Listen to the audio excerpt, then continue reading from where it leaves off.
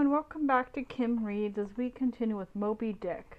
Chapter 5, Nantucket. Nantucket is a unique place. I had never seen another like it. It is a place made for sailors.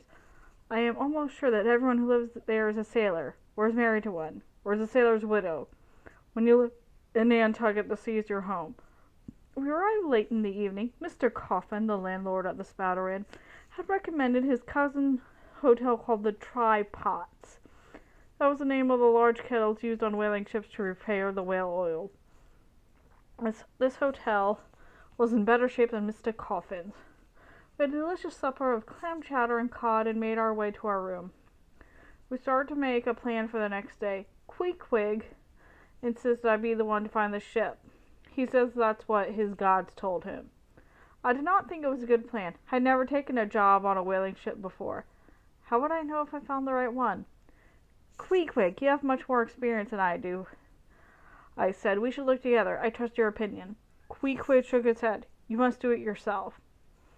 I knew there was no point in arguing. I resolved to set out the next day and find the best ship possible.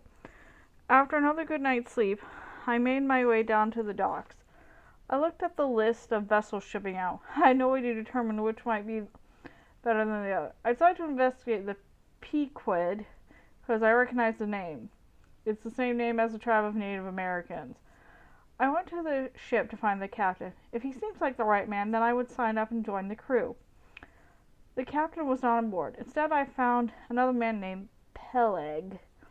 He was in charge of hiring the crew and buying all the supplies. I told him that I was looking for work. You're not from Nantucket, are you? He said. I'm not sure how much he knew. Must have been his instincts. I told him no. This is my first time on a whaling ship. I've been to sea many times, though. There's nothing like a whaling ship, he told me with a scowl. It makes no difference that you've been to sea before. Have you seen Captain Ahab? No, I said. Who's that? Why, he's the captain of the ship, he said. He's the captain of the Pequod. When you see him, you'll understand why whaling is different. Captain Ahab has lived a hard life of a whaler. He has suffered a great deal. Captain Ahab only has one leg. One leg? I exclaimed. How did that happen? He lost it to a whale, Peleg said. In fact, Peleg almost shouted this. I was a little surprised by his energy. He was very excited. This is very dangerous business, Peleg said. Are you prepared to get close to a whale? So close that you can throw a harpoon into the whale's side? Will you be brave enough to fight against the waves and water as the whale rolls against your boat? As it tries to dive back under the ocean, you have to be willing to give up your life, or maybe your leg, to work on a whaling ship.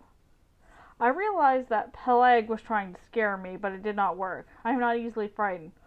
I only saw this as a challenge. I am ready for it all, I said. Very well then, he replied. He signed me up then and there. I also have a friend who wants to sail, I said. He's a very experienced harpooner. He knows what to expect. Peleg said I should bring him back with me. Later that day, Queequeg and I signed our employment papers. Captain Peleg was impressed with all of Queequeg's experience. He said he was happy to hire him as a harpooner. Afterward, we walked along the pier. A man in dirty clothes and rumpled hair came up to us. I had never seen him before. Are you sailing on the ship? He asked. The Pequod. I told him yes and began to laugh. Have ye set your eyes on Old Thunder yet? He said. Old Thunder? I asked. Who's that? Why, Captain Ahab, of course, the man said. He laughed again. Did they tell you all about your new captain? What's there to tell? I asked. This man annoyed me. I like people to be direct and say what they mean. He was speaking in riddles.